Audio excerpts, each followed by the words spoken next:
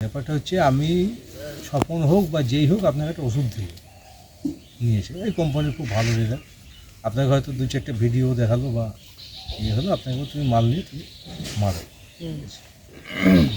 আপনি মাল নিয়ে মারলেন, পাতাটা চকচকা হলো, দেখতে একটু ভালো হলো, ঠিক আছে।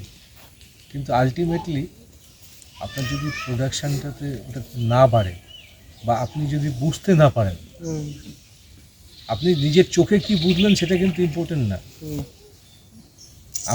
আমার যদি বাগান থাকতো তাহলে আমি এই হিসাবটা করতাম। তেমন তো কোনো বড় কথা কিছু না, কতক্ষণ সময় লাগবে, সারা মাসে ঘুরছে।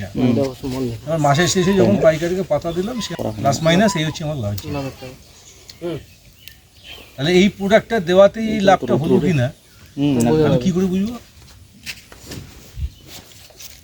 না স্যার, ওটা আমাদের মানে আমি কাউকে জ্ঞান দিচ্ছি না, যেহেতু চা বাগান করছেন, যাই যেটুকুই আছে আপনার 1 বিঘা 2 বিঘা 4 বিঘা 5 বিঘা যার যেটুকু আছে এই হিসাবটা করবেন। মার্কেটে প্রচুর কোম্পানি আছে দাদা, তারা এসে বলবে আজকে এই কোম্পানি বলছে, কালকে অন্য কোম্পানি এই মালটা আরও ভালো লাগে, হয়তো আপনাকে ম্যাজিকও দেখিয়ে দিবে,